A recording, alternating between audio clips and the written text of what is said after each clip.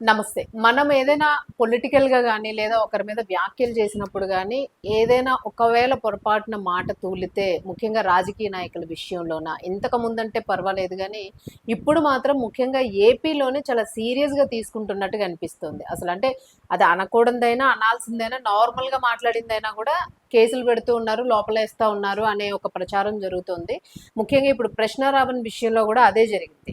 పవన్ కళ్యాణ్‌కి సంబంధించి ఆయన అనుచిత వ్యాఖ్యలు చేశాడు. ప్రతి చోట కూడా ఈ అనుచిత వ్యాఖ్యలనే మాటొస్తుంది గానీ, ఆ అనుచిత వ్యాఖ్యలేంటి అనేది అక్కడ ప్రొజెక్షన్ కనిపించట్లేదు. మరి ఈ ప్రశ్నారావణ్‌ని ఎందుకు అరెస్ట్ చేశారు? నిజంగానే ఆయన మాట్లాడకూడని అంశాలు మాట్లాడాడా? ఇకపైన గూడా ఇలాగే ఉండబోతోందా ఏపీలోని? ఇది తెలంగాణలో గూడా మొదలవబోతోందా? సో ఇవన్నీ మనం మాట్లాడదాము సీనియర్ జర్నలిస్ట్ దాము బాలాజీ గారితో. నమస్తే సార్. నమస్తే. సార్, ఒక కొత్త తరం కొత్త పంత కనిపిస్తుంది ఇప్పుడు. యూట్యూబర్స్ అంటే ఇప్పటి వరకు ఉన్న సోషల్ మీడియాలోని మనం ఇష్టం వచ్చినట్టు ఏదైనా ప్రతి ఒక్కరు కూడా ఓన్ ఇదే ఉంటూ ఉంది. సో దీన్ని కూడా ప్రతి అవసరం ఉన్నా లేకపోయినా కూడా నాయకులు మనుషులు నొప్పితే మాత్రం వాళ్ళు తీసుకోవాల్సిన యాక్షన్ తీసేసుకుంటారా అనేది ఇప్పుడు క్వశ్చన్ కనిపిస్తుంది. మీరేమంటారు సార్? అంటే ప్రశ్నారావణ్ విషయంలో జరిగింది న్యాయమేనా, లేకపోతే నిజంగా అన్నాడా ఆయన? నిన్న మొన్న నైట్ ఇద్దరు జర్నలిస్టులని హైదరాబాద్ నుంచి పట్టుకుపోయారు. అందులో ఒకరేమో కేవీ రెడ్డి అబ్బాయి. ఆ అబ్బాయి లోకేష్ని అనుచితంగా మాట్లాడాడని చెప్పి అతన్ని పట్టుకుపోయారు. యాక్చువల్గా మార్చిలో కూడా పట్టుకుపోవడానికి వచ్చినప్పుడు ఇక్కడ తెలంగాణ ఉద్యమకారులు గట్టిగా అడ్డుపడ్డారు. ఈసారి మఫ్టీలో వచ్చారు, ఒక ప్రైవేట్ కారులో వచ్చి చాలా బలవంతంగా వాళ్ళ భార్యను కూడా, వీళ్ళిద్దరు మామూలుగా అయితే మగ పోలీసులు తాకూడదు స్త్రీల్ని. జలుబు తలనొప్పి ఒళ్ళు నొప్పుల నుంచి ఉపశమనం జలుబు తలనొప్పి ఒళ్ళు నొప్పుల నుండి ఉపశమనం శాస్త్రీ బామ్ ఇప్పుడు ₹5 ప్యాక్ లో కూడా. కానీ దారుణంగా ఆమెను చేయబట్టుకొని లాగుతున్నారు, భుజం పట్టుకొని నెడుతున్నారు, అవన్నీ చేస్తున్నారు. సో ఒక పక్క వీడియోలు తీస్తుంటేనే ఇవన్నీ చేశారు. సో దాంతో ఇప్పుడు ఆమె వెళ్ళి సనత్ నగర్లో పోలీసుల మీద బొబ్బులి పోలీసులు అని తర్వాత తెలిసింది. అంటే ఒక ప్రాపర్ అరెస్ట్ చేయడం అనేది ఒక అంశం అయితే, అరెస్ట్ చేసే పద్ధతి ప్రొసీజర్ కూడా ఉంటుంది. ఎలా అరెస్ట్ చేయాలి ఏంటనేది ఒక ప్రొసీజర్, స్టాండర్డ్ ఆపరేటింగ్ ప్రొసీజర్ ఉంటుంది, SOP అంటారు. అది ఏమీ ఫాలో అవుతున్నట్టు ఈ కేసులో కనబడాల. ఈ అబ్బాయిని అలా ఎత్తుకెళ్లారు.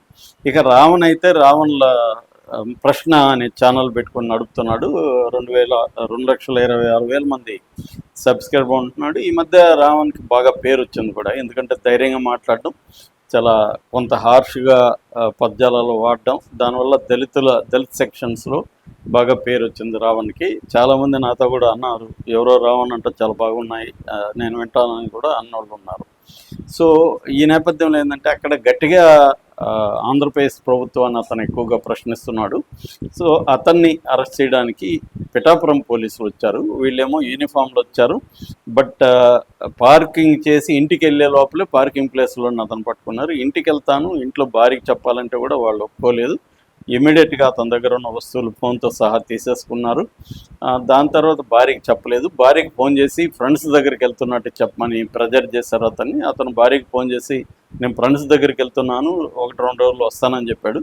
కానీ భార్యకి అనుమానం వచ్చింది. ఇలా ఎందుకు చెప్పాడు, ఇంటికి వస్తున్నాను అన్నాడు, ఫ్రెండ్స్ దగ్గరికి వెళ్ళేట్టుకుంటే ముందు చెప్తాడు కదా అని ఆమెకి అనుమానం వచ్చి ప్రశ్న వాళ్ళ టీంకి చెప్పింది. దాంతో వీళ్ళు అతని ఫోను లొకేషన్ ట్రాక్ చేశారు. సో ఫోన్ ఎట్లా వెళ్తుంది ఏంటని అక్కడి నుంచి వాళ్ళకి ఇన్ఫర్మేషన్ వచ్చింది, పోలీసులు పట్టుకు వెళ్తున్నారని. ఆంధ్ర పోలీసులు అక్కడి నుంచి వాళ్ళు ఆంధ్రాలో ముఖ్యంగా కాకినాడ అని తెలిసింది. కాకినాడలో ఉన్న అన్ని పోలీస్ స్టేషన్కి వీళ్ళు టచ్లోకి వెళ్ళారు. అక్కడ దళిత సంఘాలని అలర్ట్ చేశారు.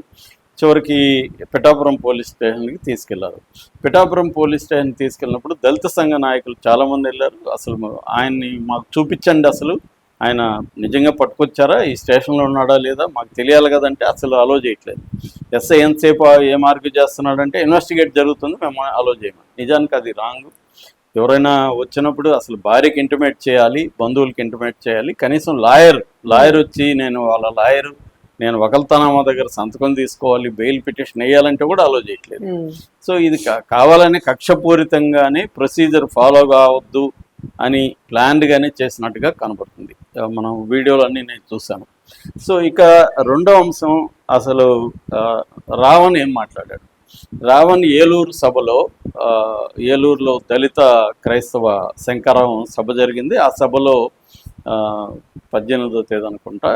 ఆ సభలో ఏంటంటే అతను పవన్ కళ్యాణ్ మాట్లాడిన దాన్ని రిపీట్ చేశాడు. పవన్ కళ్యాణ్ గత ప్రభుత్వం ఉన్నప్పుడు ఊగిపోతూ తీసి చెప్పు తీసి కొడతా, దవడ వాయించేస్తా, ఒక్కొక్కడికి పళ్ళు రాళ్ళ కొడతా అని చాలా తీవ్రంగా మాట్లాడాడు. అదే దాన్ని ఇతను రిపీట్ చేస్తూ, నేను ఆయన భాషల్లోనే చెప్తున్నాను, మతం పేరుతో విడదీసే వాళ్ళని చెప్పుతో కొడతా అన్నాడు.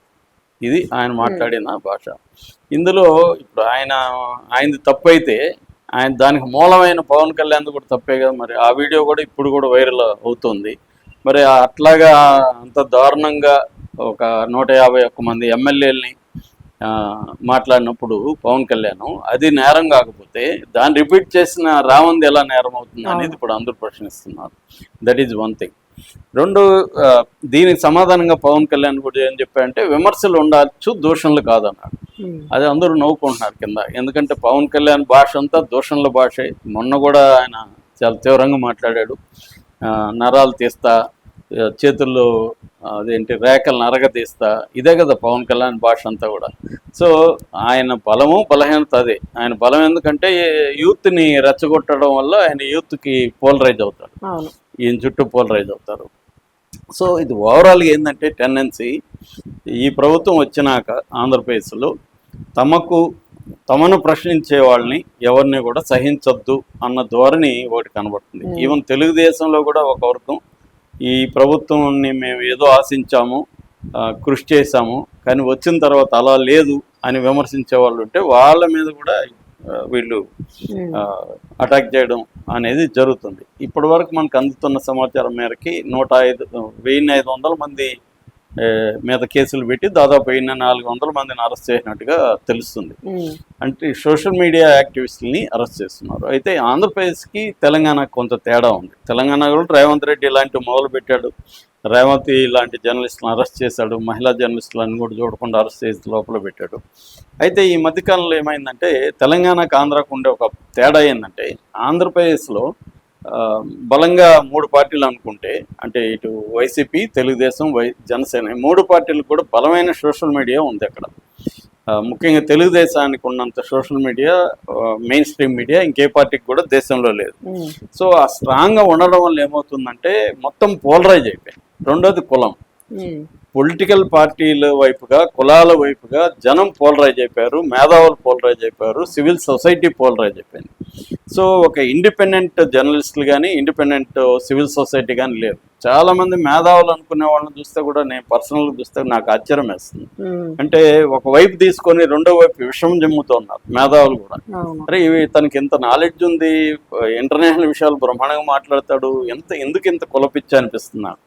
సో అలాగా విడిపోయారు అక్కడ. సో ఎవడైనా ఇండిపెండెంట్ ఉంటే కూడా వాడిని మా వైపు లేకపోతే నువ్వు మా ఎనిమిది వైపు ఉన్నట్టే అని తోసేయడం. నాగేశ్వరరావు కేసు కూడా చూసాము. సో ఇండిపెండెంట్ జర్నలిజం అనే దానికి స్కోప్ లేదు అక్కడ.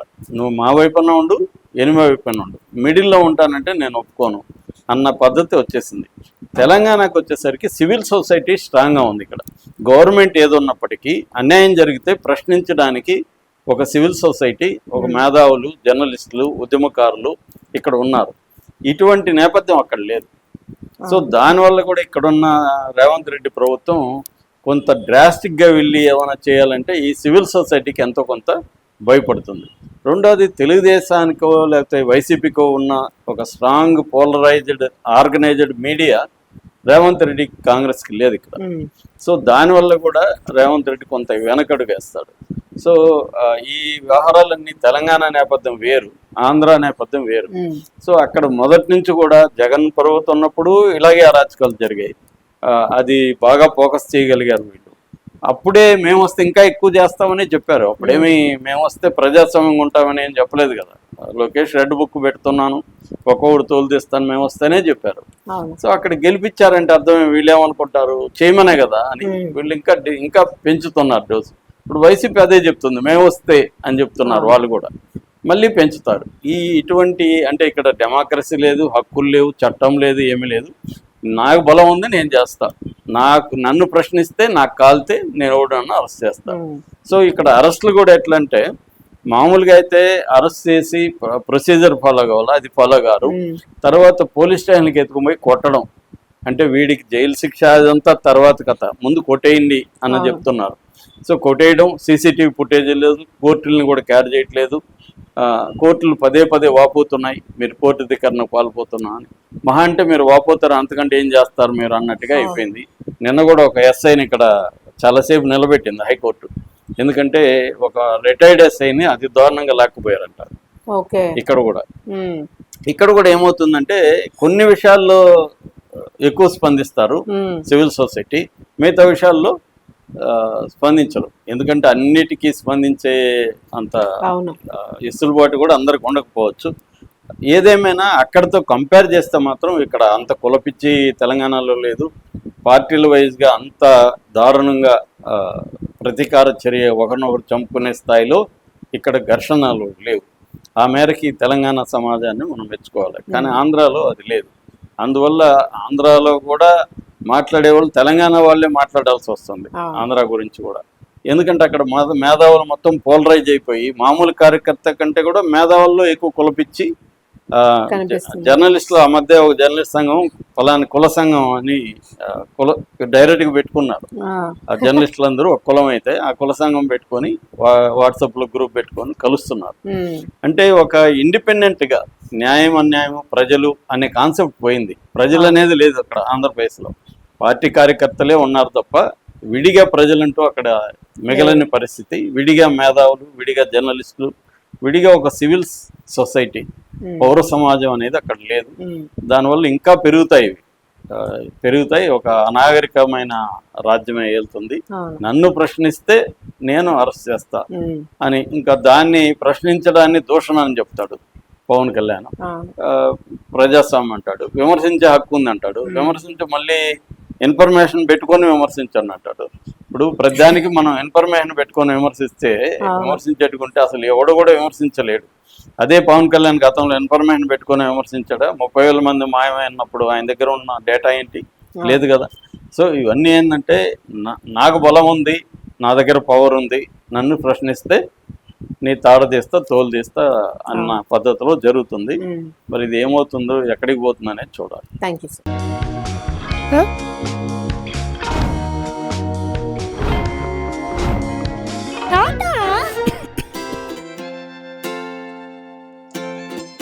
జలుబు, తలనొప్పి, నడుము నొప్పి, మోకాళ్ల నొప్పులు లాంటి లక్షణాల నుండి ఉపశమనానికి శాస్త్రీబామ్, ట్రస్టెడ్ బై మిలియన్స్ సిన్స్ 1992.